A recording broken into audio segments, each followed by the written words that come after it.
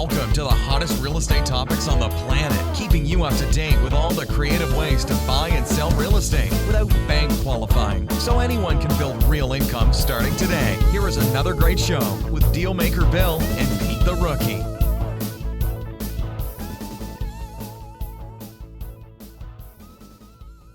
All right. Here we are at another episode of Flipping Houses for Rookies. Good morning, Bill. Good morning. Episode number 183. I'm actually kind of excited about today's episode. Mm-hmm. I'm not promising anything except you need to get paper and pencil, and this is not going to be a 5-minute ordeal because I'm going to introduce to you today some amazing stuff. And it's not deal structuring. Okay. So we're episode number 183. I'm going to get this because I think the last episode I announced was 180 something and it was the wrong number. Oh, yeah. The lost episode. Yeah. So here we go. Name of today's episode is Ending. Ending. What does ending mean? Stopping. No longer happening. It's there gone. You go. Perfect. Never mind. Forget it. Ain't happening. Bye-bye. Ending the cruel crisis on counterfeit real estate investors. How's that? Sure, just go for it. This is a personal goal of mine. Okay? Uh-huh. Here we go. If you're like most real estate investors, you started down the path of investing so you could be your own boss, making the money you desire, and live life on your own terms. I hear this all the time. Oh, well, isn't that good for everybody? Don't we all wish we could do that? Except free as a bird. But instead I'm going to do that again. But instead you got bogged down in the daily grind of figuring things out, or the minutia you didn't know was in the industry until you got going, which means you have probably spent truckloads of time and hard-earned cash and can't or won't turn back. Both. Both. Only to constantly get disappointed, searching for the endless stream of questions and continually hunting for cash. Even more important, you aren't making any or enough offers so you can have the right opportunities to get those big checks others flaunt around all the time. And they're out of your reach. Isn't that frustrating, though? Mm-hmm. You think, well, this doesn't work. But wait a minute, that guy's doing it over there. Damn it. Exactly. What am I doing wrong? Well, what's wrong with me? Well, here's the trouble with it. What? Problem is that it's not just one guy, so you can't say, well, that guy was special or this guy was that. Lucky. If you're anything like me, you'll be someplace and see someone and say, hell, if that guy can do it, I've got to be able to do it. Yeah. What am I missing? What do I need to read? What rock do I need to turn over? Damn it. Well, in this very, very, very unique podcast, this is going to be, I know I've said this before, and they are. I always deliver. It's going to be a very unique podcast. I'm going to go over some stuff you've never, ever heard of before. Never. No. And if you apply it as I explain it, which is not hard, you will get out of the mud and start soaring like an eagle if you actually take my advice. Mm. But I have a warning. You will need some paper and some paper and a pencil so you can take notes on this one, because I'm going to go over numbers and it has nothing to do with deal structuring. Well, that's interesting when numbers don't have something to do with deal structuring. Right. Okay. So here we go. Mm-hmm. Okay. I want to announce that this podcast will have content never, ever, ever before taught. It is very unique to me and only me, So once you hear what I'm about to teach you, I want reviews. Or else we stop right now. Yeah.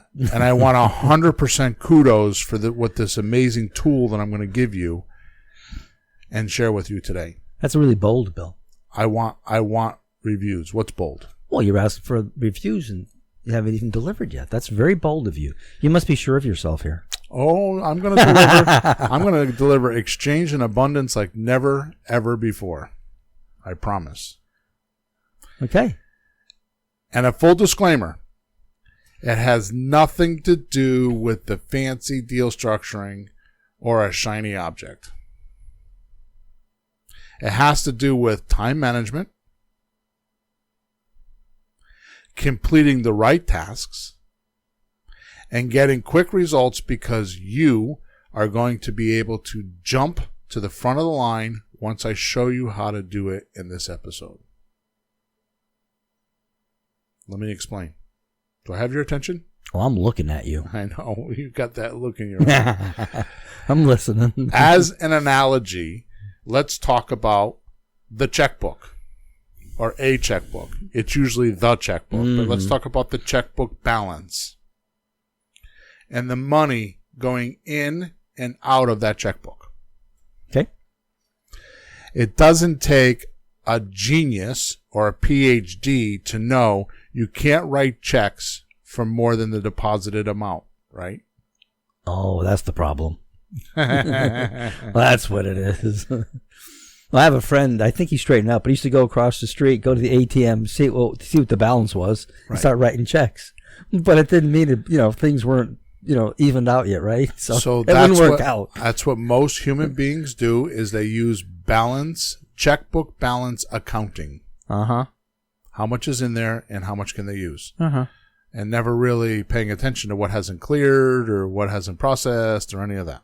Yep. That's pretty common. Mm-hmm. So, not in my family. My wife is a bookkeeper. Right. She looks at the pennies. So if you wanna get a full education on how to do that, because there is a right way to do bank balance accounting, just go buy the book called Profit First, and you'll learn how to do that. Mm-hmm. Okay, it's by Mike something. Yeah, Midowowski. Malakowicz. Yeah, Malakowski. No, Malakowicz. Yeah. Yeah. Okay.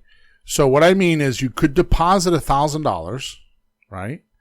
And write checks for $2,000. You could do that. Mm-hmm. Right? But it won't last long. Sooner or later, you'll have those checks back at your front door with an irate person yelling and screaming at you and demanding you fix it. Mm-hmm. Plus fees. Right. Okay. Now keep this concept in your mind. Okay? Mm-hmm. Now think of this. Wouldn't it make sense this happens with your time? Mm. I mean, every day we get a deposit of 24 hours in our bank called a watch. Right? Yep. Here's my point. Just like the checkbook with a limited balance, how do you spend your real estate investing time? Let's say you're really serious about making real estate like a major income, mm-hmm. or a major source for you, mm-hmm. right? A way for you to get to your goals, right? Yep. And you deposit 20 hours per week into this real estate account, right? Mm-hmm. Which for some, this is a huge deposit, okay? Because you're juggling your job, a family, chores, rejuvenation time, rest. Mm-hmm. I mean, we all have very complex lives these days, mostly because the world is a wonderful place. I mean, you could get on airplanes and be in places that, I mean, we're in Connecticut. I can go visit my family for the weekend at the right time for $300 mm-hmm. because I can jump on an airplane for $150 each way And for $300, I could like go down there for the weekend and have a great old time. So transportation, right? I read a book. I don't remember the name of the book, but I read a book about an economist who used to work for Greenspan. Yeah. He was like his junior. And this guy made some... Greenspan, the Fed Reserve director, right. a few years back. Right. Yeah. So this guy had some phenomenal viewpoints on the economy. And one of them was the reason why America is so great and why our economy is so strong is because of our transportation ability. Really? The fact that we have roads and you could just get in a car and go anywhere. Like I could get in my car this afternoon and I could just go anywhere in the United States that I wanted to. You know, that surprises me because you don't think of that because we have it every day. Right. We think, well, you know, other countries, they have cars, our planes go there, but it's not as easy for them to get. Well, certainly there's some places, definitely not. But right. So, yeah, we got it good. So that makes our lives very different. It makes our lives a little bit more complex because we have aspirations that we used to not have. I mean, it used to be if you wanted to go to California, it was, you know, back in the gold rush days, it was a whole year by the time you got out there. Yeah. You know, now it's a whole 6 hours on an airplane. Yep. You know what I mean? That changes the complexity, you know, and, you know, there's family and people do things, you know, like my family, my sister just moved to Florida, so I have no family here other than my kids, right? So for me to go to a family function now, I got to get on an airplane and I got to go to Florida, right? Yeah. Now, it used to not be that way, right?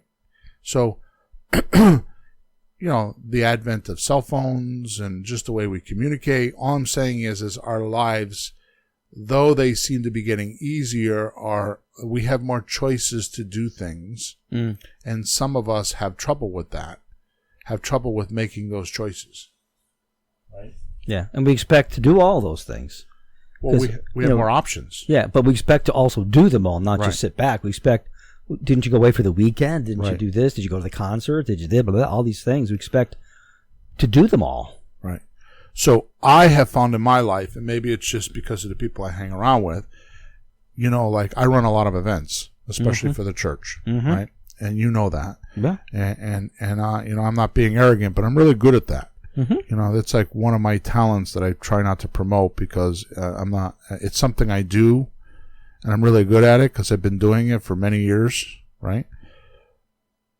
But it's not something I want to do. You know what I mean? So, hey, the shows always look more fun from the seats. Yeah. Yeah, there's a lot of preparation to go. I mean, we do events like when I mean events, I'm talking about, I mean, I just did a New Year's Eve event with 100 people. I fed 100 people.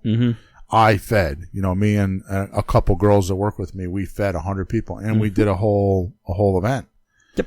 New Year's Eve. And you were there. Yep. It was awesome. I was happy. Yeah, it was awesome. I was real happy with it. And that takes a lot of work. I mean, 80 to 85% of an event is, anyways, I don't know why I'm talking about that. So here's my point.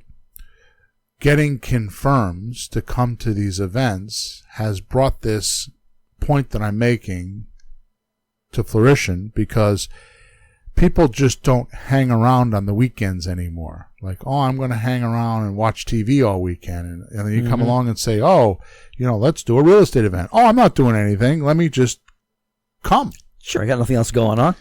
The number one thing that I run into with all my real estate events and church events is that people are just busy. They're busier. They always have something planned. You know, there's birthday parties and, you know, funerals and, you know, all kinds of stuff. You know, a lot of people do training, you know, like especially real estate people. I'm going to this seminar. I'm going to that seminar, you know. So all my point is that your life is your time is the most valuable thing you have because you have a lot to do. Okay. And no matter whose life and no matter what their basic purpose is in life or their passions that are aligned to their basic purpose, they're pursuing that. And it's much easier to do that now, which gives them more things to do. Yeah. So right now, we've walked right into the meat and potatoes of what I'm talking about. So now that we're right into the meat and potatoes of success or failure, and to make it simple, I'm going to break it up into two parts from this point forward so that you can easily follow along with some amazing results. Okay. So part 1, is that clear? Yeah. Okay. So part 1 is a real estate investor's time Bible and task tracker. Okay? Time Bible, task tracker. And task tracker. Okay. That's right. So, I don't, no disrespect to the Bible, but it's like, it's the book. It's like, what are you doing? Yeah. Right? And here's what I have found. Emma, can you do something with this heater, please? It's burning my leg. So, thank you, sweetheart. You can shoot some of it this way. Just put it. Tilt it. Wait, yeah, thank you. So, what happens is you get somebody that is new or has made the conscious or unconscious decision, I'm going to do real estate.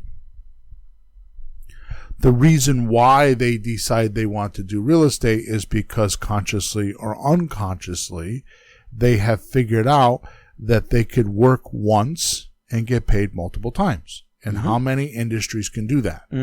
I mean, I think the only industry that I know of that can do that is like, publishing or songwriters or sales that continue. Yeah. Recurring sales of something. Like a music writer could get royalties. Yeah. So something that has the royalty aspect to it.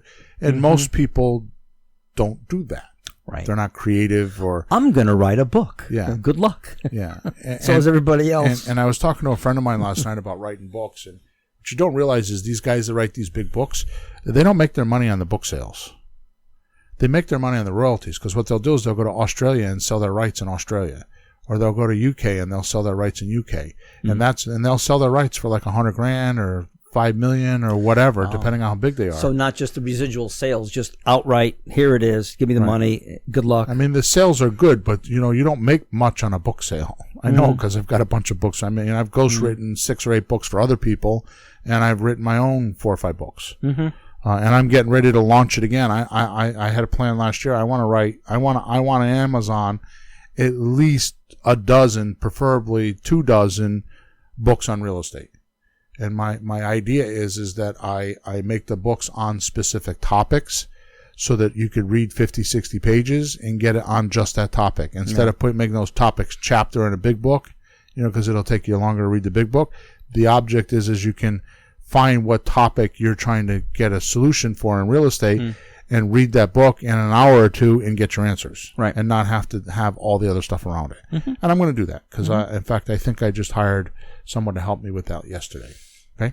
So the point is that you make the decision, consciously or unconsciously, that I'm going to do real estate because real estate will give me more than one reward. Right? That's right. And most people, I don't know if they realize it or not, but that's the reason why real estate is so appealing.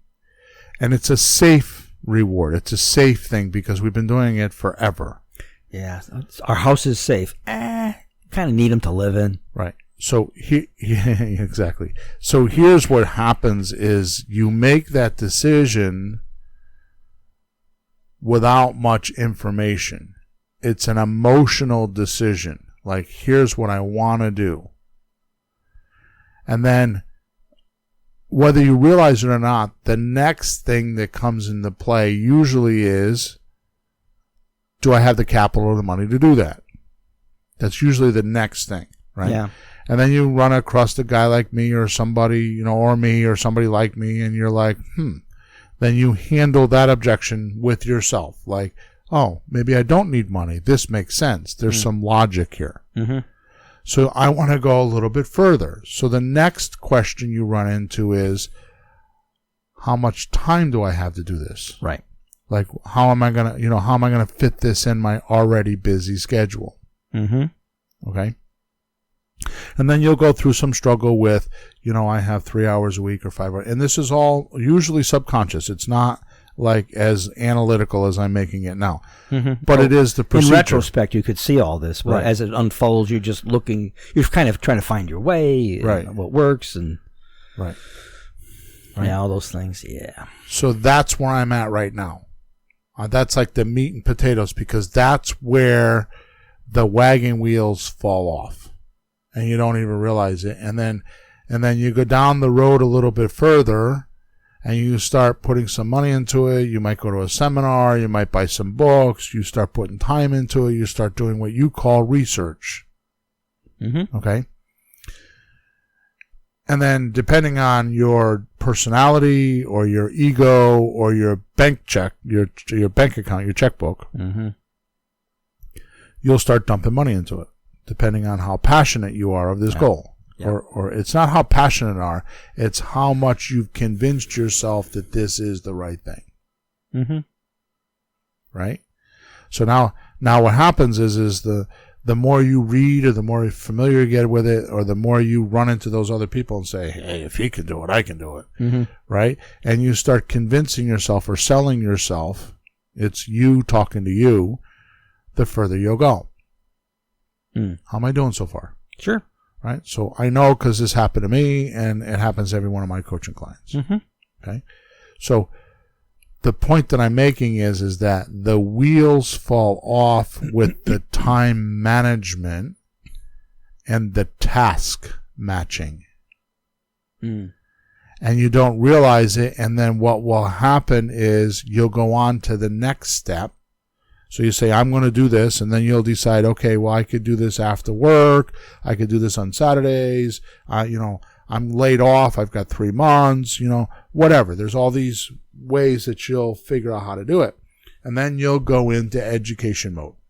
Yeah, I was wondering when that part comes up, because you don't know what to do on this. Right? You have this great idea, but then it's not like, okay, I'm going to go down to the school and have adult classes. They'll teach me the whole thing. I'm going to go to the university, take 2 semesters. Doesn't exist, does it? Right. Nope. So now you go on to this wild goose chase on who do you listen to. And then what happens is you'll try a couple things. So in the beginning, you'll be naive and you'll try a couple things. You won't understand them because you don't have the full picture. Usually you'll think you have you'll think you'll have the answers, but what happens is you'll get a conceptual understanding of that thing and get confused on the details, because a lot of people don't teach it correctly. Mm-hmm. Right? And you'll get confused on the details, and instead of sorting your own misunderstandings of the details out, you'll jump to another type of real estate. Mm-hmm. Like the first one you might want to learn how to buy tax liens. Right. And that doesn't work. So the next thing you know, you're buying foreclosures. I bought that system. Yeah. I got all the way to the end and was like, okay, now you have to wait for the period to come around in your area where you go show up to buy stuff. And then, wait a minute, I need to pay for the liens. Damn it. Right. And you needed a bit. You need $8,000, $12,000, $7,000. You needed money. Like, okay, next. Right. Next one. Where now you go over, okay, well, I'm not going to do tax liens. I'll do pre-foreclosures. Mm-hmm. Or I'll do rehabs. And you'll start blindedly throwing darts. Or start swinging at the piñata and keep missing. Mm-hmm. Right? Yep. And you'll think that that's what the problem is, but actually what happened is the earlier gradient, which was the time management, was the out point. Mm-hmm. And it just showed up later. Am I making is this clear? Yeah, but what about the lack of correct information you were talking about that was happening at the same time? Right. How do those two fit? So I'm going to cover that. Okay. So let me go off into this. Let me tell you what I have. I have this tool or this guideline, and then we'll come back to that. Okay. Yeah, because you're talking about that too. That the guy kind of lost track at the end and he shifted. So So I'm going to give you a formula that nobody has ever done before. But it is a formula, and it is actually something that I've strayed from. But when I was on this formula is when I did the best. Oh, really? And I'm writing this. You haven't told me this one either? No. I wrote this formula for myself. to get myself back on track, because I have a few distractions in my life, and I'm not, I'm doing tax stuff, and I'm not happy with what I did last year. I'm not unhappy. I mean, I did some amazing things, but I thought to myself, what happened? Yeah, you could have done twice that, right? And this is what happened. Ready? Yeah. So this is a breakdown of the most important activities any successful investor needs to live by and ensure success. You have to live by these. These have to be like burned in your skull. Habits. They should be your habits. Is there anything beyond habits? Yeah, right? If you don't follow this guideline I'm about to give you, you could possibly go months and months and months or years without doing deals and cashing those big checks. This is the reason why. You've been assigning the wrong why. You've been blaming the wrong thing? Yes. And assigning that thing the cause of your lack of success, and been trying to chase information and shiny objects to solve that problem when it's the wrong problem. Which is why you haven't been buying houses and making money. Well, isn't it true that almost anything will work if you do it, and if you do it right? I mean, Amway, there's, all those things that come around, and people are so disappointed it didn't work, but there's always some guys that did. So I think everything that I've ever seen in my life, sell this, buy this, all of it can work and does work for some people. So right, what's the real problem? And I think you're onto something. I'm right here. Okay, we're right here. I have a backside of an envelope and a pen handy if the formula can be written down. Here we go. Now, I want you to know that as soon as I start talking, you are going to resist what I'm saying, and you are not going to believe me. But I don't want your belief system right now. I just want you to clean the slate of your mind and just hear me out. Don't make any decisions. Don't even believe what I'm about to tell you. Don't believe, don't disbelieve, just put it down there. Just for right now, let's just talk about it. Okay? So here we go. 5% of your time. 5% of your time. Okay? Now, when I say your time, and I'm going to go over this with some examples, if you've got 20 hours a week or 40 hours a week or 3 hours a week, this is how it breaks down. Okay? Like the time you're putting into something. So your working time. We're talking about real estate. So if you, like we're going to talk about in a minute, if you allocate 20 hours a week, it would be 5% of 20 hours. Okay? 5% of your time is for education. 5%. And when I mean education, I mean new or review. Like with me, it's review. Because how many times have you and I gone to seminars that I've been to 3 or 4 times? How many books do I reread? Yeah. How many, I know I'm not a video person, but how many materials do I cover again? And I'm going to tell you that is when you get really good, when you go back over materials after you've done deals and you start looking at it like, oh, these little nuggets of information become very clear to you, and you're like, wow. Yeah. Right? Oh, yeah. And they save you tons of money or make you tons of money. Sure. So only 5%. I wrote this in an email the other day, and I got some feedback on this. Only 5% goes into your education. I'm going to explain how you can do this, okay? I wrote that down. Good. You ready for this one? Sure. This is frickin' amazing, Peter. I don't know how I came up with this, but it is for real. I mean, this is an extrapolation of my life. Okay? 40% of your time is for locating new sellers. 40% of your time is for locating new sellers. 15%,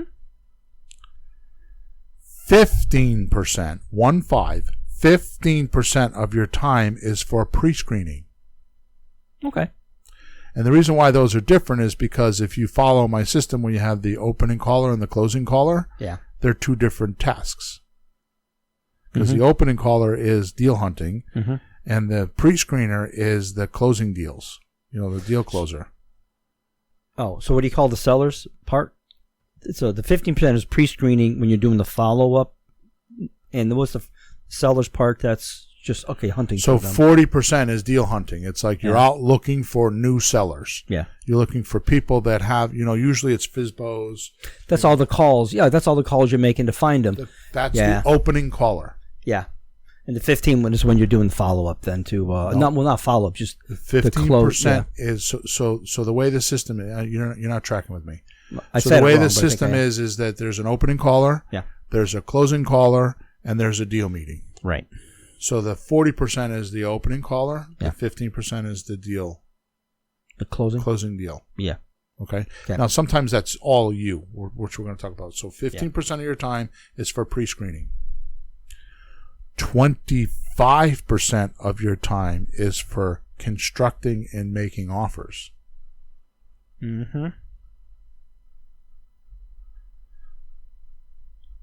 5% of your time is for follow-up.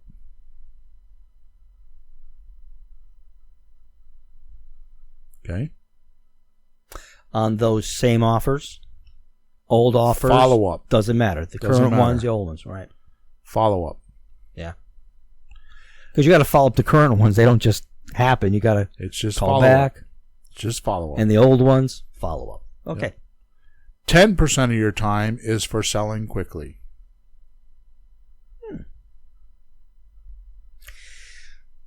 Are we at 100% now? Yep. Okay. When did you figure this out? I don't know. It's been kind of cooking for some time. And I just decided, I've been thinking about it and thinking about it and thinking about it. And just recently I was just like, I'm going to kind of like write this down and start keeping track. So you've been kind of doing this when things are best running for you, but you just recently kind of formulated the numbers more exact. Okay. So you haven't been holding out on me then, right? No, it's something that's evolved. Okay. I mean, really, it's just, and I'm gonna tell you in a couple minutes because this is only half of my surprise for you today. Okay. Oh, this is helpful because I struggle with my time, and then something else happens, and an emergency, and then blah. So let's break this down. So if let's get real with it. If you're gonna have 20 hours a week, like we were talking about. Yeah. Okay. Watch this. 1 hour. This is your 20 hours in a week. So this is 1 week. This is a 7-day week. Okay. 1 hour goes to education. Yep. 8 hours goes to finding new deals or new sellers. 3 hours goes to pre-screening. 5 hours goes to constructing and making offers.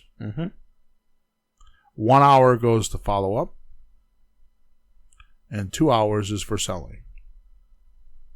Now, I have a few caveats here. So obviously, if you don't have a house to sell, it should go back into the time for finding new sellers. Okay.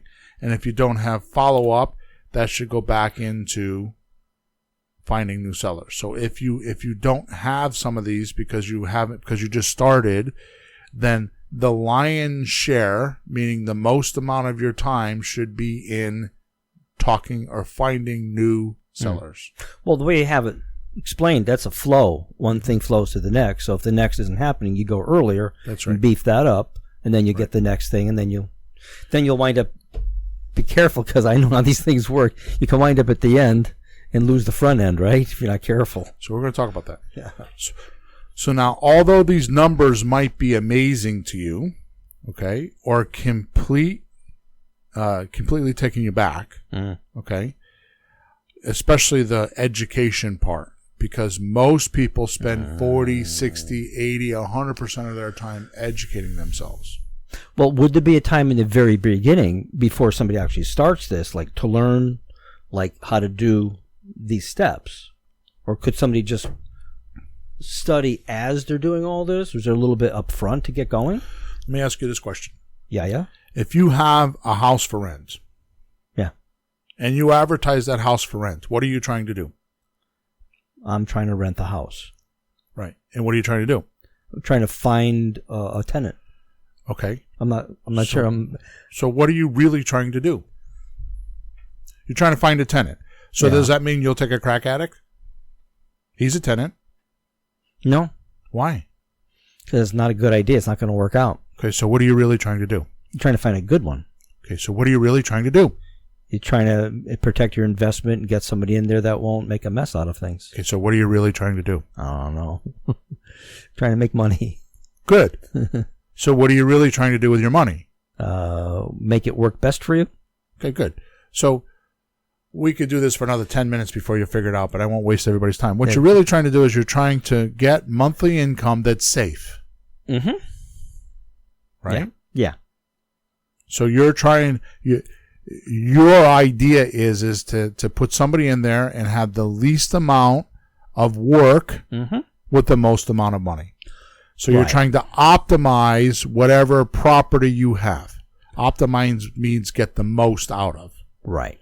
So for any situation like that or anything similar, you have to have enough education to know how to do it and what the forms are. No, you're way ahead of yourself. Okay. So you as a homeowner, Joe Blow homeowner, got divorced and you had this house, or you bought another house and you couldn't sell this house, and you're living somewhere else and you're an accidental landlord. Yeah. And now you're renting this house. Why are you renting this house? You couldn't sell it. Right. And it's sitting there costing you money. So what you're trying to do is you're trying to make it so that you can pay that money with somebody else's income and not yours. Right. So you're not trying not to take that out of your own income. Right? Yeah. So what are you trying to do? You're trying to find somebody that will pay that money, take care of the house, and give you the least amount of hassle. Least trouble, the most. Yeah. Okay? Consciously or subconsciously, that's what you're trying to do. Sure. Agreed? Absolutely. So a person that's renting something, almost 99% of them are looking for that, correct? Sure. Okay, good. So I'm a completely novice investor. I don't know anything about real estate.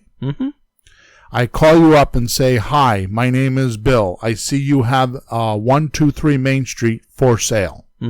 Let's role play. Yeah. Peter, my name is Bill. I see that you have 123 Main Street for rent. Yes, I do. Good. I have a question for you. If I come take a look at the place and we could strike a deal, would you be willing to rent it to me for a year or two and then sell it to me? Rent it and then sell it. Yeah, I'd be open. Yeah, maybe. Yeah. Perfect. At that point, you go make an appointment, go talk to the guy. Right? Then you sign a lease with an option agreement. And you could find these documents online. I mean, I have really good ones, but you can find them anywhere. Yeah. A realtor could do this for you. Ask a realtor for a lease with an option. It's in their MLS. They don't even know it. Yeah. They'll tell you, no, I don't have it. And you'll be like, go check. That's so funny. Okay, so how hard was that? Do you think that in 1 hour a week, after a week or two, you could search on Google and find a lease with an option? Yeah. Do you need a lot of education? So, okay, so that answers my question. You can learn enough in that hour to do the little things you're doing right now. You don't need this whole long runway. Okay, so now what happens is I go to your house and you're like, I kind of like this idea. Yeah, I'll give you $1,200 a month. And how much did you want? I want $78,000. Okay, I'll give you $78,000, but I want to be able to sublease it. Yeah, sure, no problem. Then I put an ad on Facebook or some signs around town, and I say, house for sale without bank qualifying. Because that's what it is. Do you think you're going to find someone? Yeah. I start showing the house. So now I rent the house I'm paying you $1,200. I rent it for $1,400 or $1,500. Yeah. And instead of selling it for $78,000, I sell it for, I don't know, $90,000. Sure.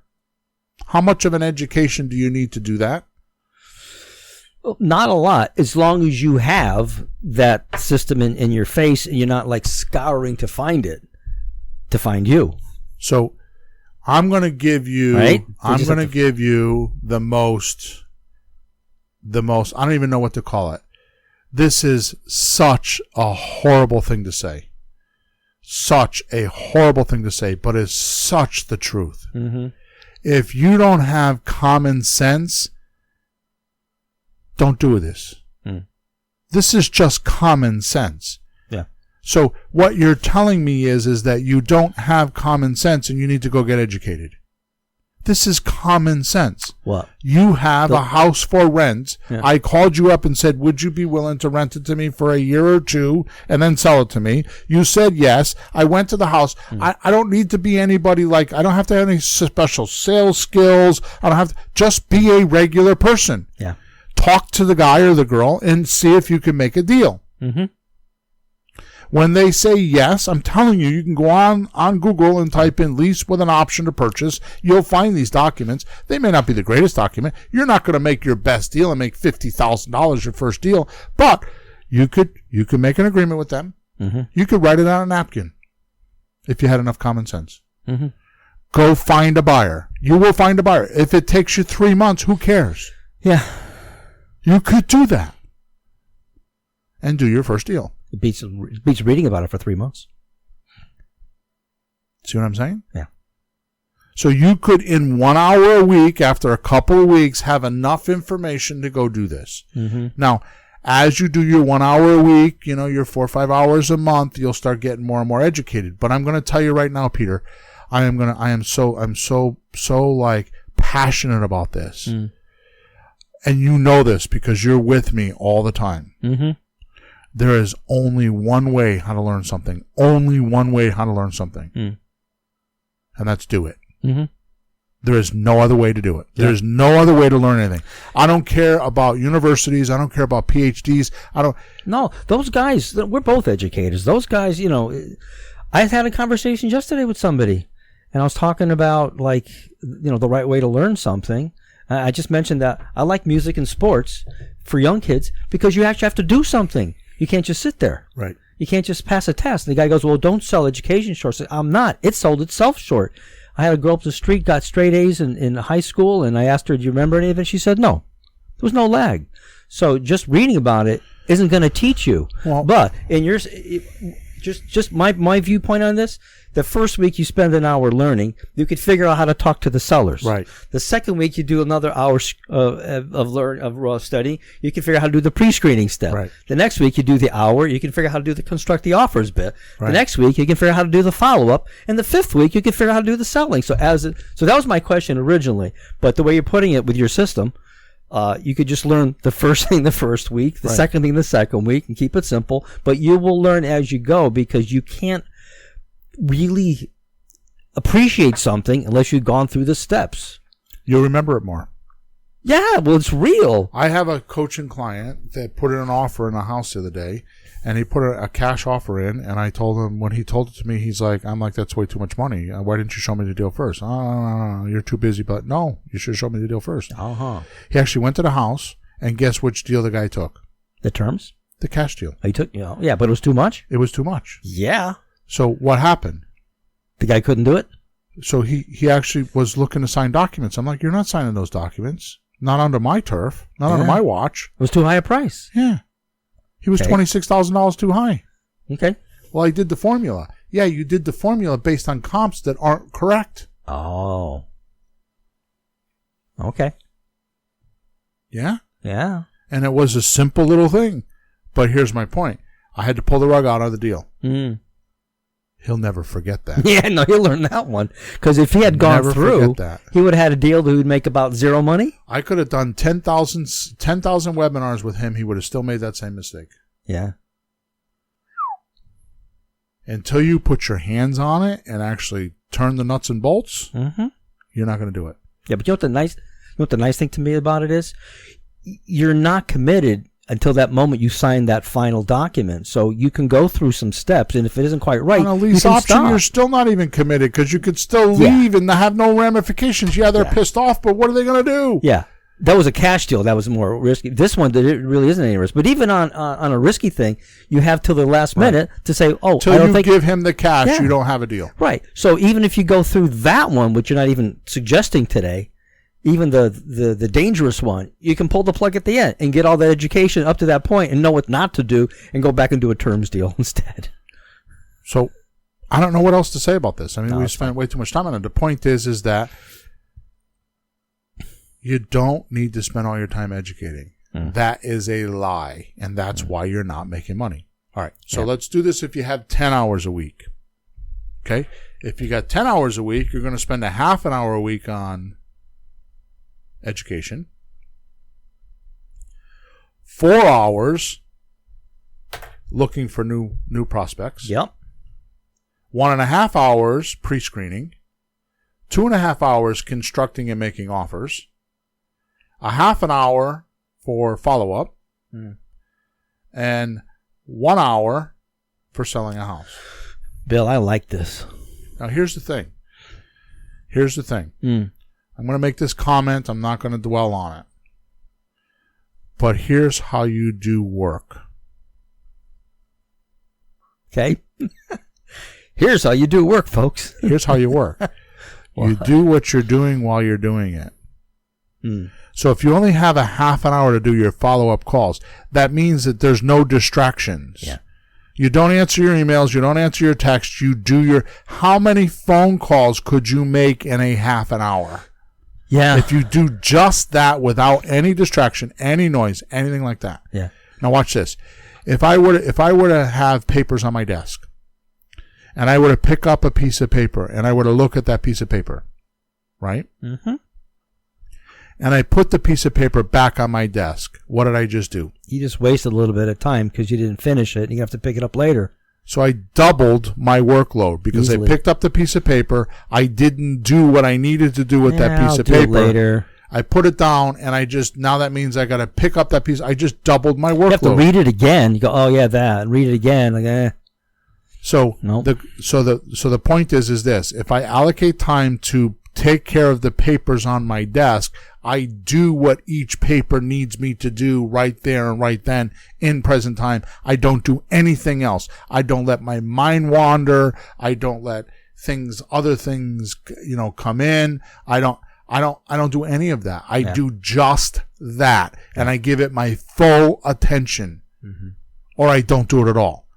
It's either I'm all in or I'm all out. Okay? Yeah. And that's important. No, it is. So when you're making your half-hour follow-up calls, it's a half hour, for Christ's sakes. I mean, come on. Just do that. Don't do anything else. Just do that. I read a good book by a guy, Clouden, I think, the dad of the guy who wrote the book on words. Oh, Sean Clouden, yeah. Yeah. Patrick Clouden. Yeah. And he was talking about, when I get up in the morning, I don't do my emails. I don't do this stuff. I don't check my mail because I'll never get back. I just start doing my work. Right. I do the emails later, in free time, lunch or something. I just catch it later. Right. So he just gets kind of get going, which is like what happens if you have a job. Right. You don't do any of that stuff. You just kind of go to work. Right. But I like this because when I try to put my time aside, and I thought I was there yesterday and I blew it again, I try to just put time in. But this is like 5% to this, and I could squeeze. So are you blown away? Yeah, no, I like it. I like it. I'm not done yet. No, but let me just tell you why I like this. I'm not done yet. I know you're not, but let me tell you why I like this. Go. It's the generality of work on your real estate that's hard to do, the generality. This focuses me, and hope focuses everybody listening. I was trying to put a little more time in reading this week to catch up on some stuff. I got some books from you, and I like them, but... So now you got an hour. Yeah, well... You got an hour to read. So when you sit down... Yeah. You could sit down in a comfortable place. Yeah. Preferably on the patio with a cigar. Mm-hmm. Bill, it's freaking January. Hey, Saturday's going to be 60 degrees. I know. Unfortunately, the rain, but never mind. Yeah, no, this really so focuses. So now you could sit down and read a book on real estate or watch a video and not feel guilty because it's like your hour a week. Yeah. Now, suppose you don't have any houses to sell. Mm-hmm. Okay, well then take those 2 hours and use those for education for now. Oh, So now you could have 3 hours. You can put it wherever you think you might need the work more. Right. And you make a valid point, because when you start with your education, the first thing you're going to want to learn how to do is how to find new sellers. Mm-hmm. And then next week, you're going to want to figure out how to pre-qualify. Mm-hmm.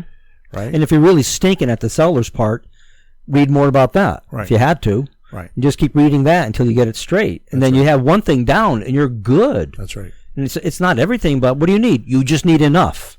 Good. Okay. So I'm going to move on. Go ahead. Okay. So now, although these numbers might be amazing, I just told you, right? Yeah. Or you might be completely taken back by it.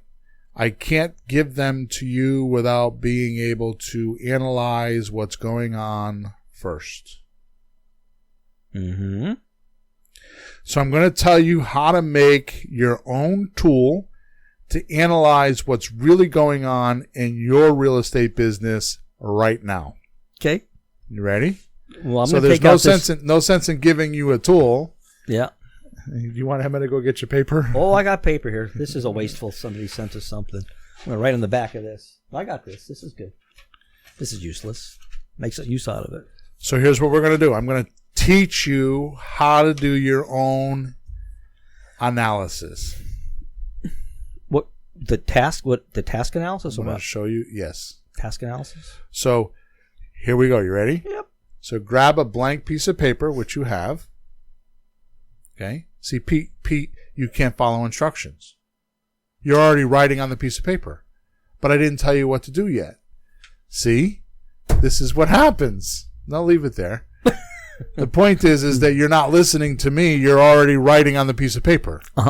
Yeah, exactly. You don't know what to do. You don't even know what it is yet. I just put a heading down. So grab a blank I'm piece used to of Bill paper. picking on me. It doesn't even bother me anymore. It's so lovely. Paper, pencil, and a ruler. Okay? Then we're going to do this. So put at the top of the piece of paper, real estate task analysis. I'm sorry. It should be real estate task tracker. Real estate task tracker is the name of the document. Okay? And then under that, and all the way to the left of the piece of paper, make a column and call it date. And then to the right of the date column, just to the right, not the immediate right, yeah, you're going to make another column and you're going to call that activity. And then the next column is going to be called start. And the next column is going to be called, you're putting them too far apart. The next column is finish. So 4 columns. No, there's more. Oh, too far apart? Yeah. Oh, okay. I'll fix it later. So it's start and then finish. Mm-hmm. Then the next column is total time. Mm-hmm. And then the next column is work type. That's not activity? Correct. So that means you have 1, 2, 3, 3, 4, 5 columns. Wait a minute. 3, 4, 5, 6. Okay, so we have the date.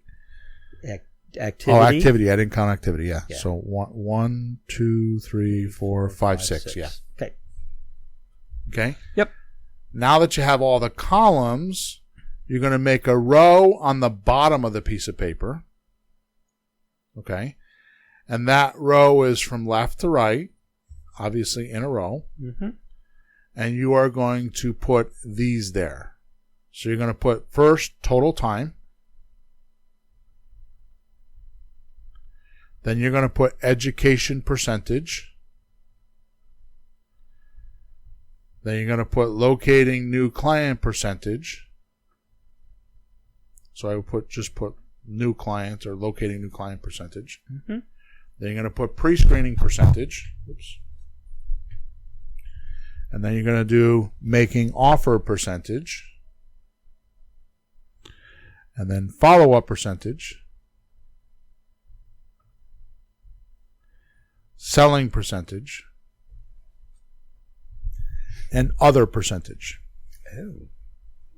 Where'd that come from? Yeah. So here's how we're going to use this tool. Okay?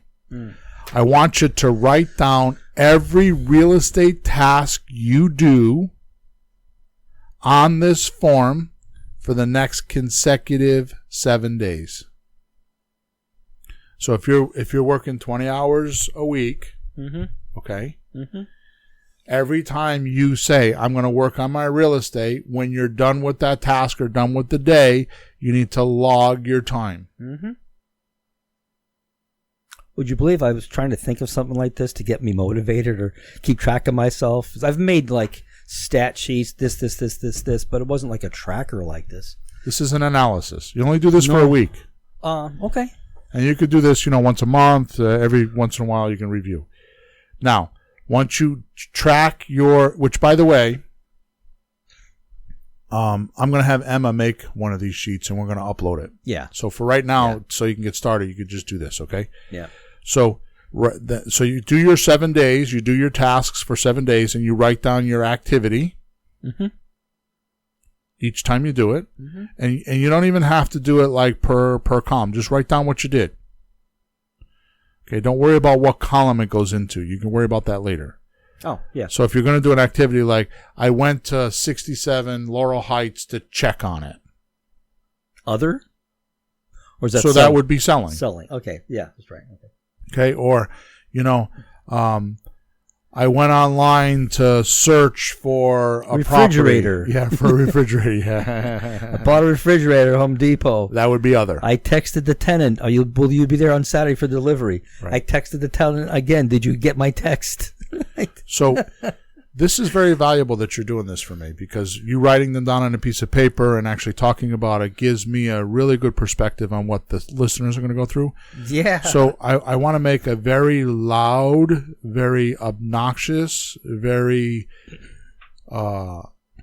unusual statement. Okay. So what you just said has nothing to do with what we're talking about, but it's in your life. Yeah. So we have apartments, and you had to go buy a refrigerator, and you had to get it delivered, and you had to coordinate it with the tenant. Yep. Technically, that has nothing to do with our real estate business. That's actually, you're actually being a property manager. It's another business. That's right. It's the manager. Sure.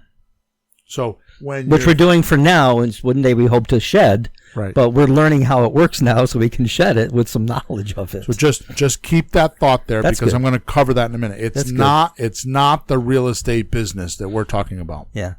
Okay. That's fine. But I'm gonna tell you how to handle that. Sure. I'm going to give you a solution to handle it. So we're going to do this self-analysis type of project, right? So we're going to do this self-analysis because I just gave it to you. So for 7 days, track your activity.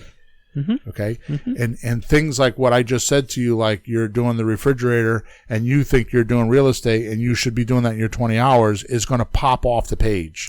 Yeah. Because, I'm really trying to do this, but I run into problems, and I'm not going to come to you, hey, guess what happened to me today? 'Cause I'm not trying to put problems in your world. You got enough of your own. But, as an analysis to help sort things out and get our work together working better, if I do this a week or 2 or 3, right, we can see. Because, this might not work out good in 1 week. You might have to. I think I'd like to refine this over a few weeks personally. Yeah. I think it'll take a few weeks, like you talk about time blocking. Yep. It doesn't fix itself in 1 week. Right. It's like you're trying to make a life that is not what you've been anyways.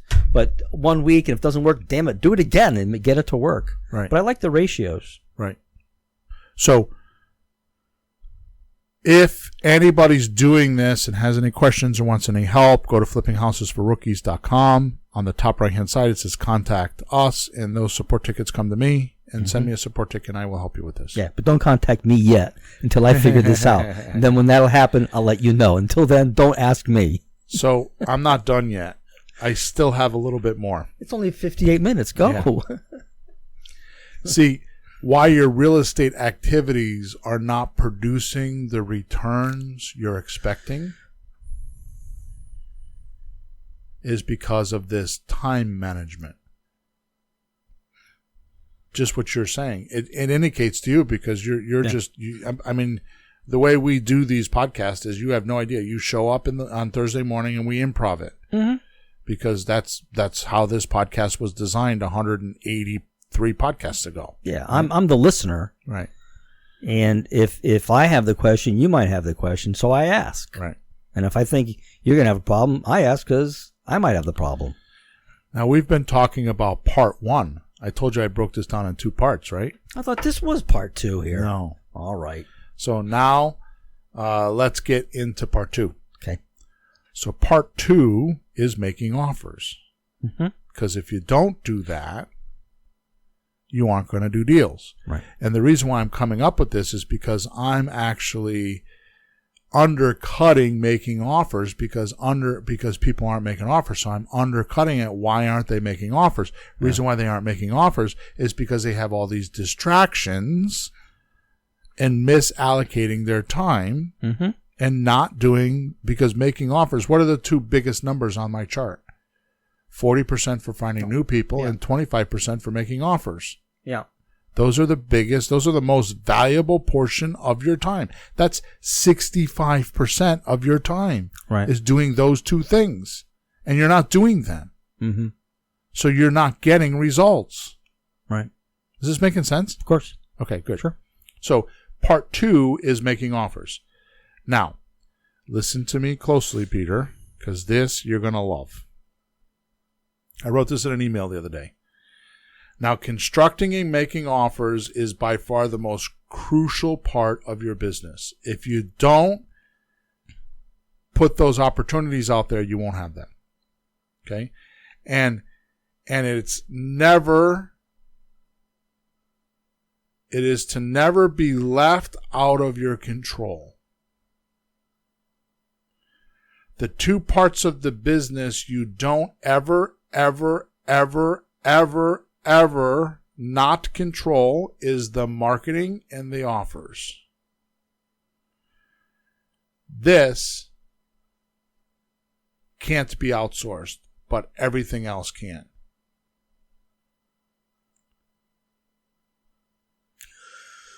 Or if you do outsource it, you need to be the decision point. It's kind of like Dan Kennedy says, the only 2 things you don't outsource or you don't allocate in any business is the marketing and the checkbook, which he's really wrong, because you could, if you have a system in place and have policy in place and successful actions, which is policy. Policy is successful actions that somebody else can follow, right? If you have that in place, then they can do the work, and they got to bring it to you to get authorized. Like, can I run this marketing piece? Right. Or can I spend this money? In this particular case, in a real estate business, it would be, can I do this marketing? Because it's something new, or it's an ad that hasn't been tested. And or can I make this offer? In other words, can I go, you normally you're buying $200,000 houses, and you got a slamming deal on an $8 million house. Can I make this offer? Right? So they can be outsourced, but that's so far down the road for most people right now that we don't need to talk much about it. Right, but you're still making the decisions, because it's your business, it's your life. You're making decisions, right? And you can have people do some of the footwork for you, though. No, right? The footwork, yeah. You call the shots, and you have. For right now, we're not going to talk about that. So now. Now, I'm not here teaching you about making offers and marketing.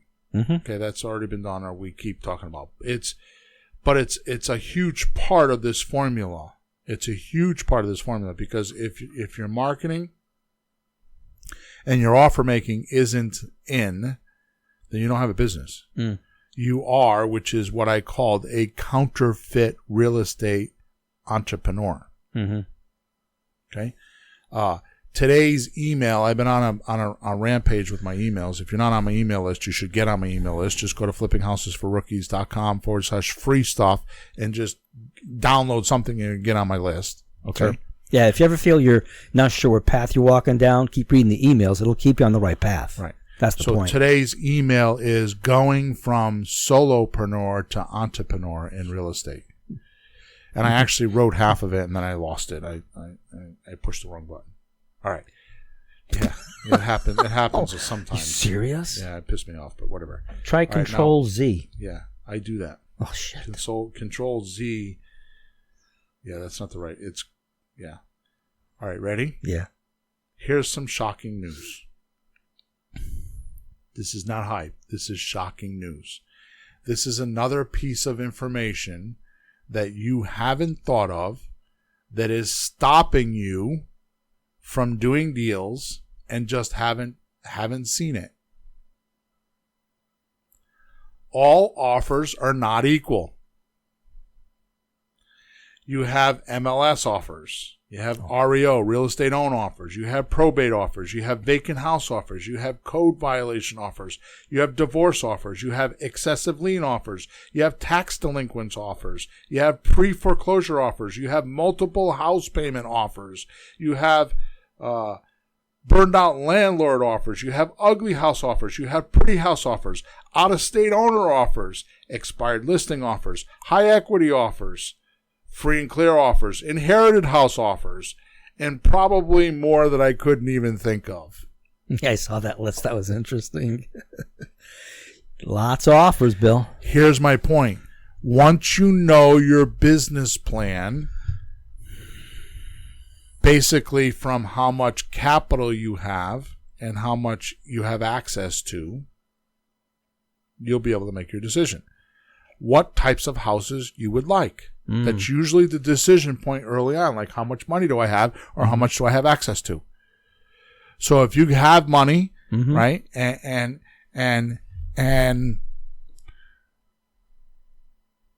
you are able to do deals and you have houses that are available to you in your area, then you could go do those MLS deals and those renovations and those, buy liens, and if you have money or have access to money. Right. Or as I call it, go get a bank loan. If you can go get a bank loan, then do that. Right? I didn't even go, when I did offers, I didn't go into multifamily. I didn't go into rentals. I didn't go into commercial. There's like so many different kinds of offers. Here's what you're going to do. In the beginning, we just talked about the offer that you're going to make, the very first offer you're going to make, if you're brand new and this is your first day on the job, is going to be a rent to own. Go to a person that's renting a property and ask them if you can pay them, if you could lease it for a year or two, and then buy the house. That's your first type of offer you're going to learn how to do. And then as you spend your hour worth of educating, the only thing you need to worry, once you figure out how to get leads, which I'm going to tell you how to do that in a minute. But once you figure out how to get leads, the next thing, your hours worth of education should be spent on how to make offers. Sure. That's it. Just keep, in your model, it's like learn what you need to do right now. Don't try to learn the whole thing. Then learn the next step and just go along and do the steps. That's how I did it. Yeah. I learned how to do subject to deals first because that gravitated to me, and it was like, oh, I could buy houses with somebody else's mortgage. I could do that. And I did one deal, and then I did another deal, and I've always said ever since the beginning, when you cast a net and you pull the fish in, there's going to be one that you like, the one that could be done. Your first, the encounter, your encounter with your first motivated seller that is willing to do that specific type of a deal with you will predicate doing more of those deals because he'll get you through the entire deal. You'll learn enough about it. Yeah. And then you'll become a specialist with that type of a deal. Let's do that again. Exactly. Well, at least you know how to do one. That's right. Why go looking for other fish when you got that one? So my point is that's why you only need an hour's worth of education, because once you get a little bit of education, not a lot, a little bit of education under your belt, and you start you do one type of a deal. Like you said, figure out how to find sellers, which I have all that stuff on flippinghousesforrookies.com. Top right, the top, it says courses. There's $37 courses, $67 courses that you can go do in an hour a week or 2 hours a week and learn how to start getting people calling you or start finding sellers. Yep. Okay. They're there. They are there, right? I mean, they're all over the place. Houses sell all the time. So once you figure out what types of deal in your area, once you figure that out, you need to point your marketing at those sellers and start attracting them. So if you don't have money, God, I get so frustrated with this because I'm on my internship and I'm talking about, because I have this whole program I'm doing right now where I selected 15 people and we're on a call on Monday, Wednesday, and Friday. Monday, I teach them the theory or the basic idea. Wednesday, I actually do it. And then on Friday, they do it. Right? And we do this for 4 weeks. And at the end, they have a complete lead machine set up. Okay. And if you want to learn about this, it's closed right now. But if you want to learn about this, go to flippinghousesforrookies.com/internship. It's not a course. It's not anything yet. It's just something I'm doing. Right. And I have people on this freaking call saying to me, does this work for pre-foreclosure? And I snapped. Like, do you have a checkbook full of money? Pre-foreclosure means that you have to catch up payments and they didn't have any money. They haven't been paying a mortgage payment, so they haven't been taking care of the house, so it's going to need repairs. No. Wow. What I'm teaching them how to do is how to find slot deals, a sandwich lease option transfer, and a rent to own, because that is the easiest place. So my exact point is, why pick something that if your environment or your life is not set up that you got tons of money in the bank to go buy pre-foreclosures or MLS properties, why are you on the MLS? Yeah. It doesn't make sense to me. I remember those early days when we started working together. I hadn't figured out everything, but I watched other people in the audience asking those kind of questions. They just hadn't thought it through or something. It's bizarre. Like, the words just don't mean anything, or they haven't thought through what's going to happen next. All right, so let me give you an example. Okay. Crazy. One, you like I was just talking about, you have funds and are a contractor. Okay. By trade. Yeah. Well, maybe you point your marketing machine at ugly houses. Right? And vacant houses and the MLS and pre-foreclosure and probate, et cetera, because you're a contractor and you have money or have access to money. Yeah. Your whole family's a contracting family. Go for it. Yeah. Right? Because you could take what you're already doing and enhance it. Yeah. You don't have to reinvent the wheel. You just add a wheel. Right? And go faster. Okay? So number 2, you have no capital or no money and know nothing about renovating. Well, you would point your marketing machine at a pretty house. I'm sorry. I just remembered a couple that you took on a little visit. We went to see a house that we were looking at buying, right? Yeah. And they're standing there and like, oh, we'd love to do this. And you go, well, do you have any money? No. You know where to borrow some? No. Do you know how to renovate a house? No. You know any contractors? No. It's like, what the hell? Right. I did it with a friend of mine. Like, I want to get in the business. I asked all the questions. He couldn't do any of it. Like, what the hell do you want? I just want to make a lot of money. Good luck. Right. And you want to like follow me around or you and just make money somehow? Like, no. Right. So if he's like that, then you would point your marketing machine to pretty houses, right? To owners like divorce, where you can take over payments, right? People that have 2 payments. They got 2 houses that are paying, they have 2 payments, right? Because they bought a house and couldn't sell their last house. Yeah. Right? Out-of-state owners, free and clear people, people that have high equity. In other words, pretty houses that don't need renovations, and they're willing to take payments for a year or 2 until you can pay them off. And you could either do a slot deal, a sandwich lease option transfer. And if you don't know what that is, go to flippinghousesforrookies.com/free stuff. Scroll down to the bottom of the page and watch the videos. Okay? Or do a rent to own or a lease option. Yep. Then you don't need to know all that stuff. You don't need to. Can you figure it out later? Yes, if you follow my formula and you do your hour a week in education, or 2 hours because you don't have a house to sell, you do 2 or 3 hours, then you can learn how to do that. But for right now, you don't need to know everything about real estate. Just go do a lease option deal somewhere, somehow. I promise you there's one in your neighborhood. There's one a mile from you. There's one right around the corner if you just pay attention. Go to Craigslist and look up rental properties and make 2 or 3 phone calls a day. Matter of fact, don't make phone calls. Text them. Yeah. Just text them. Yep. Is 123 Main Street still for sale? Mm-hmm. Yes. Next question. Are you the owner? Yes. Third question. You're texting this. Mm-hmm. Third question. Would you be willing to lease it for a year or two and then sell it? Question mark. If the answer is yes, you call them. You fill out the prospect suspect form that you get on my free site, flippinghousesforrookies.com, free stuff, and just ask them how many bedrooms, how many bathrooms. You don't even have to ask them anymore how much the mortgage is because you don't care. You're going to rent it from them with an option to purchase it in a year or two. And then you're going to go find a seller. This is not hard. Find a buyer. Yeah, find a buyer. Yeah. Thank you. Yeah. Okay. Whew, I got a little passionate there. Okay, let's finish up here. You ready? Yes, sir. If you have some capital, and I don't mean a lot, because some people have like jobs and they have money, they have income coming in, they just don't like their job, they want to fire their boss, and they want to do something different. Mm-hmm. If you're that person and you're working 40 plus hours a week, okay, you can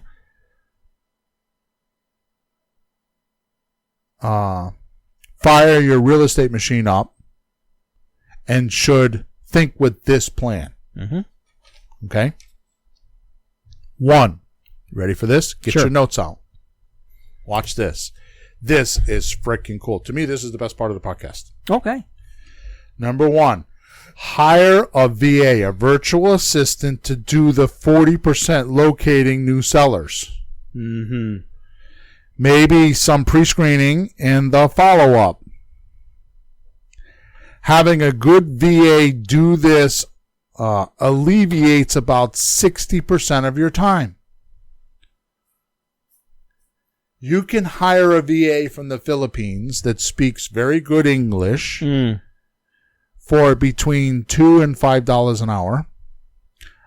These are not from the Philippines, but I was using for a very long time a website called Ask Sunday. Yeah. ASK Sunday.com. And they're from India and they're okay. They can do a lot of this stuff. Mm-hmm. Okay. And they're fairly cheap. We're now using people from the Philippines, for $2 to $5 an hour. The point is this. You can get somebody to work 5 to 8 hours a day. I usually do 5 hours. You should start off with 5 hours a day, right?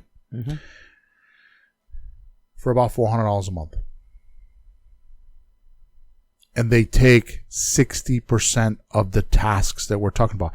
This is why it's so, the percentages I'm giving you is so magical, because you can break them up and say, I like making offers, so I'm going to obsess on making offers. Mm-hmm. And outsource the rest. Yeah. But you know how much you're going to have to spend on the outsourcing. Mm-hmm. And when you give your VA things to do, you know that 40% of her time should be in finding new sellers. Right? And the other 15% is pre-qualifying time. So when she does her 5 hours a day, you tell her this is how many hours you do looking for new sellers, and this is how many hours you do pre-screening. It makes her tasks easier. Yeah. Okay? Yeah. Now that leaves you with about 40% to do. Things like education, making offers, and selling. Yeah. And nowadays, to be honest, if you're doing a rent to own, when you sell, you use realtors. Especially for the rent to own stuff, because it's cheap. I used to have acquisition sales managers and all. I mean, acquisition manager, sales manager. It doesn't have to be that way. Just pay the realtor, in most cases, 1 month's rental fee, and they'll do all the work for you. Mm-hmm. They'll advertise it. They'll show it, and they'll do the contract for you. You give them your contracts. I give them my contracts, but you give them, and if you're part of my program, you can get my contracts, right? So, which, by the way, for those of you that don't know this, about 2 months ago, Emma and I released a specific course. It's not a course. I don't even know what to call it. A product that has all my documents in it. Oh. which took me 15 years to talk myself into it. So if you go to flippinghousesforrookies.com and you go to the top page where it says courses, you'll see in there a portal that says get all Bill's documents. So if you don't want to do my training, you don't want to do my coaching, you want to just get my documents, go there. You can buy them. Okay? Yep. Just go there. Okay? So now if you actually get the realtor to sell your houses for you and give them, because you're selling on a rent to own, right? Yeah. Well, this is how rentals happen. If you use a realtor to do a rental for you, this is how it goes. It's their system. I was talking to my friend of mine who was a broker for a while. They used to do half a month from the owner and half from the buyer. They'd have them chip in half. Right. So it's whatever it is. It's been going on for years and years. It's not some once new you do crazy volume, system. you can get a realtor that takes half a month's rent. Once you start doing volume. But pay attention to this. Yes. Pay attention to this, because these are absolute jewels. Do you need to use a realtor? No. Who else could you use?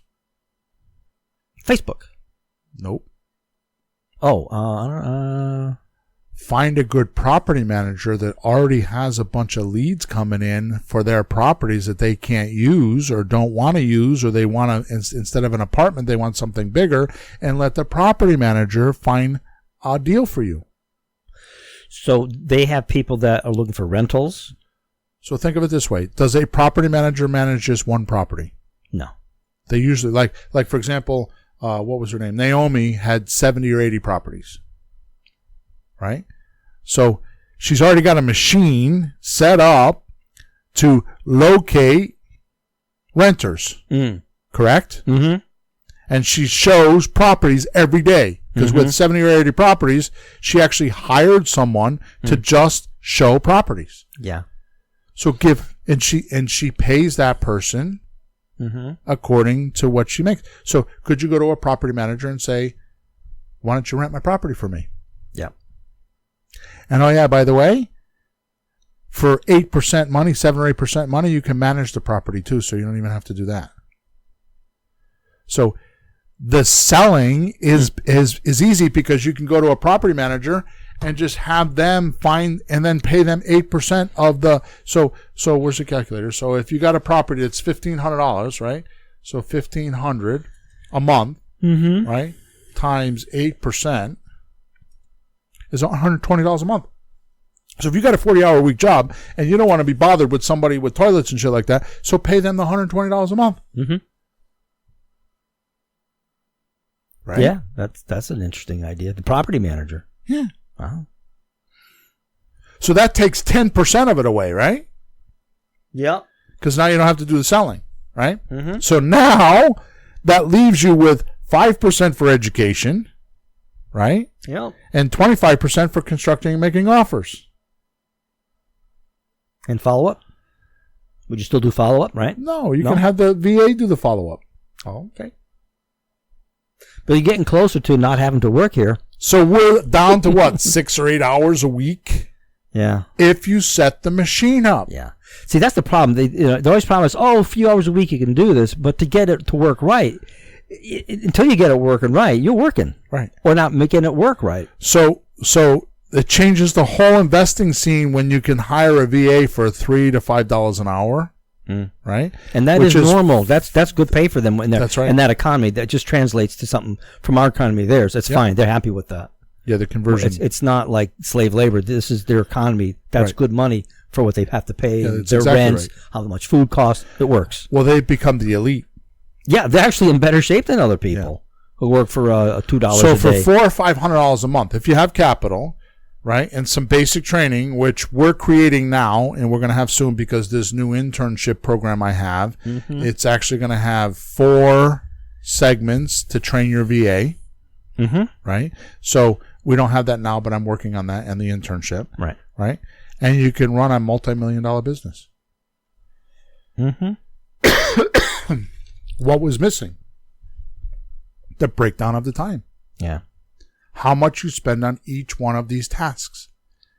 It's not, it was the wrong gradient. You were blaming it on the later things. It's like an auto mechanic not knowing how to fix a car, but he never studied lawnmowers. a basic engine. Right. Well, for me, it helps me just focus. Like instead of doing 100% of a job, which is a lot, just try to do the 40% part of the 5% part. That's easier. Let me back up to the analogy of, because I don't think you got that. So a car engine has 6 cylinders or 6 spark plugs or 8 cylinders or 8 spark plugs because it goes fast. Yeah. Right. So it needs that. A lawnmower has 1. So if you didn't learn how 1 works, how are you going to know how the 6 or the 8 works? Sure. Right. Sure. That's the point. So that's what this is like. Exactly what you're saying. So most of you jump in and you try to work on an 8-cylinder engine, and you didn't learn what the 1-cylinder, how it runs. How does a combustion engine run? What are the basics of a basic 1-cylinder engine? Why does it work? You know, what's the gas and the oil have to do with it? What's the spark plug got to do with it? What is compression? You know, all these things. Sure. I'm giving everybody a bunch of misunderstood words, but you know, all these things that you don't know about. Well, we should know at least how an engine basically functions because we drive them all day. Just have some clue. Right. But in this particular case, if you do a lease option or a rent to own, you buy one and you sell one, that's like working on a 1-cylinder engine. Yeah. You get the basic concept of how real estate works. And how a deal works and the flow from start to finish, the 1 through 10 steps that we talk about. That's not 10, but that's the analogy. Like you go through the whole deal of like buying it, doing the contract, selling it, you know, all that stuff. Then you can go on to another deal and do a renovation or do something. That's a renovation's like working on an 8-cylinder engine. Oh, hell yeah. It's like all these moving parts and all this stuff, and they're you know, the first cylinder's got to work with, and you got to have timing, and you got to have, you know, all this other stuff that has to go around this 8-cylinder engine, and you're trying to work on an 8-cylinder engine, and you never figured out how to make a lawnmower work. Sure. And the deck has a crack in it, and there's no cord to pull it. Right? Right. Hey, before you end, if people have been listening to the show, they might have a clue, but if they haven't been hearing, could you just say in 30 seconds what the money is on one of these things? Like generally how much money you make? Because rental doesn't sound like you're making a lot of money. Can you just real quick? So that's our reward at the end of this. Like how much money? So here's the deal. First thing I want to cover before I do that, and then I'll go into the money. But there's another question that I think you should ask before that. Yeah. So what's the difference between a slot deal, which is a sandwich lease option transaction, and a rent to own, which is really a sandwich deal too? Yeah. So here's the difference. A slot deal, a sandwich lease option transaction, okay? Transfer. Transfer. I'm sorry. Yeah, transfer. I keep saying that. That's the old way. Yeah. So sandwich lease option transfer, they're asking, so because there's 2 places to make money with real estate, with the equity and with the payments. So a slot deal is done when there is no equity and there is no payments. What you do is you go sell the property and make $3,000 to $5,000 or $10,000. Yeah, it's a little too tight of a deal, but you can make the deal is so tight everybody walks past it. But you can make that deposit. Right. And the way you make that money is you increase the equity because the person buying the house is willing to pay a little bit more for it because they're making payments. Yeah, so the house costs a little bit more, but they're grateful because they're in a bit of a pickle. Instead of selling a house for $210,000, you'll sell it for $220,000, and they'll get a $10,000 deposit. And so a sandwich lease option transfer. You don't stay in the deal. You grab your fee and you leave. And a lease option or a rent to own is you have, and this is the difference between them. This is how you tell whether you have one or the other. If you have a minimum of 15% equity and around 25% cash flow of the payment, okay, then you stay in the deal. Now, those are rule of thumb. The 15% is not, but the cash flow, if you got, if you're happy with making 15 or 20% cash flow, that's okay. You'll regret it later because, 6 months or a year down the road when everybody's being annoying and you're not making enough money, but you got to go through that lesson yourself. Okay.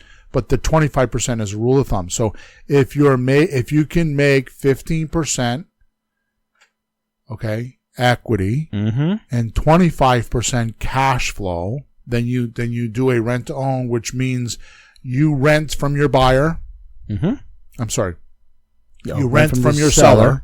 So let me give you an example. So with your seller is willing to sell to you for $100,000. and the payment's $500 a month. Right. So you're going to sign a lease with an option agreement. The option agreement is going to say you're buying for $100, and the lease is going to say you're going to pay $500 a month. Yep. You're going to write a separate document to your buyer that says they're going to pay $125 and pay $1,000 a month. Mm-hmm. 2 separate transactions. Yep. But you're in the middle because your seller doesn't know what you're getting from your buyer, and your buyer doesn't know what you're getting from the seller because they're 2 different deals. Right. With a slot deal, it's not that way because your seller, you take the paperwork that you do with your seller, the lease and the option, and you transfer them to your buyer so your buyer knows exactly what you did with the seller and your seller knows exactly what you did with the buyer, and everything's transparent. Yeah, and they know you made some money because that's your fee for doing the deal. Right. Like a realtor gets their money, that's fine. If someone doesn't like it, they're stupid. And it's just fine. It's just fine. So to answer your question, it really comes down to how much the property is, the median price ranges in your area, and how much. It's kind of common on a slot deal to make at least $3,000. Often it's $5,000. So you can find a slot deal and make $5,000 fairly easy. It's kind of like wholesaling pretty houses. Right. It's about the same. If you find a rent to own and you're doing a lease option, which is the same thing, a rent to own or lease option, yep. It's very common that you could make that same $5,000 up front, but all of a sudden start making $200 or $300 per month, and then have $10,000, $12,000, $15,000 in the back end. Yeah. So when they purchase the house, they get the mortgage, everybody gets paid. That equity winds up cash. Right. That's because you got a better deal from what you bought the house and sold the house. There's money there. So there's your 10, 15, 20 grand, whatever you can pull. Right. So all in all, there's some money now, there's some money in the middle, there's some money at the end. Right. So if you just do one deal, it's not like, wow, I'm going to be rich. But what if you do one deal and then you do another deal? What if you do one a year? At the end of 5 years, what do you got? I mean, that's not bad at all. You have one of those coming in. Right. Every year you got a chunk of cash coming in. But if you can do one, you can do 2, you can do 4. Things to learn how to do one. That's right. Then get do the one. 1-cylinder engine first, the lawnmower. Work on the lawnmower first, and then we'll start working on the 6-cylinder engine or the 4-cylinder engine. Actually, we'll work on 1 cylinder, then we'll work on a 4-cylinder engine, then we'll work on a 6-cylinder engine, then we'll work on an 8-cylinder engine, and then we'll have you go to the racetrack and start working on the big engines. 12? No, but they're fast. Okay. You could do 12, but no. Right. But even if you did one, and then another one, and then another one, That's and right. then another one, it's a lot of lawnmowers. Yep. That's exactly right. Okay. So how am I single-handedly going to end the cruel crisis of counterfeit or fake real estate investors with this podcast? Right? So I started off with the bold promise in the beginning of how I am going to single-handedly end the cruel crisis on counterfeit or fake real estate investors. Have I done that? Yes. You should have a sign-up sheet for fakers. All fakers, sign here. So now I expect you to get some results that have lots of zeros at the end of them. Hey, in all fairness, a lot of us fakers or them fakers, we're really wannabes. I'm half a wannabe. I've made some progress. I've done work with you, but I'm not happy with where I am. And I want to get maybe I'm halfway there. I don't know. But there's a lot of wannabes. They just want to be. And I think this is really helpful. Well, you've fallen in love with the idea of having a check. A big check now. Well, I've had some. Monthly. Yeah, and you want to do it more. Sure. And it's just not enough. And I could do more. It was how you felt. Like, it wasn't bad, but we could do more, right? So if anybody hasn't done anything, this gets you over the finish line. Most are solopreneurs. And the difference between a solopreneur and an entrepreneur, do you know what the difference is? It's one word. Organization? No. It's close. Systems. Yeah. So the difference between a solopreneur and an entrepreneur is not whether they have systems, but have they wrote them down and made them duplicatable for others to be able to do it. Yeah. And that's the difference. Yeah. You're turning it into a business more. Yeah. Yeah. Okay. I mean, one of the things that I figured out, and you know this, and this is the last thing we'll do, one of the things I figured out is with apartment buildings, and you know this because I said it and you were like, oh my God, you're right. Right? Which? So when you go buy apartment buildings, what I realized or what I recognized, which was very obvious to me, is you buy these ma and pa operated buildings, right, that have 50, 75, 100 units, and they're running them themselves. They have their fingers on everything. Mm-hmm. You know, like how much the maintenance, and they have shitty records, and they don't have QuickBooks. They don't have any of that. They just kind of do it on because that's all they do. Yeah, and they've had it so long that they may have paid it off. So whatever money they make, right. There's no debt pulling profit down, so they make some money. They think they're doing okay, but they get tired of it. Where we make our money, our biggest value added is we take that ma and pa store and we take it from a solopreneur and turn it into an entrepreneur. In other words, we take it from a ma and pa store and we turn it into a business. Yeah, so instead of being an employee or employer, a worker, it's a business. So we put a management company in, and we put a accounting system in, and we start making some rules and some policies, and we reposition the tenants, we reposition the property, and then when we're all done, it's a business that someone could buy and go get financed because there's systems in place with income and predictable income and predictable debt and predictable equity and predictable profit. We make it turnkey. So what we do is we take it from a mom and pa and turn it into a business. And basically you're doing the same thing here with single family houses. You're taking it from a mom and pa or somebody that's stuck with a property, and you turn it into, and you give the opportunity to somebody else, and you turn it into like a little business. Yeah. Pretty cool. So please give me reviews. Go to Flipping Houses for Rookies, top right-hand side. It says podcast. Just click on that link, and there's a link there that says iTunes. That's where I like them. I mean, you could put them other places, but I like to look at them on iTunes. And also go to flippinghousesforrookies.com/free stuff. There's a bunch of stuff there. And like I said earlier, Emma doesn't know this, but in the next couple of days, I'm going to have her make this analysis form that I'm talking about, because I have a design for it. And once we do that, we'll upload it to the free page stuff. So if you haven't been in the free page stuff, you should go there, because we usually add stuff, every 3 or 4 weeks, we'll add something new. It keeps building. There's a lot of stuff there. So you should go back there, not often, but every once in a while, and just see if there's anything new or something that you missed. Yep. Okay. So as soon as I get that document, the analysis document that we were talking about, the real estate task document, so you can evaluate your time, we'll upload it and you guys can use it. But in the meantime, you know what to do based on the podcast. So I hope you enjoyed the show. We're over and out. Thanks for tuning in to the hottest real estate topics on the planet with Bill and Pete. If you want to continue learning how to buy and sell real estate without money or credit, head over to flippinghouses.club for some cutting-edge real estate wealth tools. Or contact us at info@flippinghouses.club.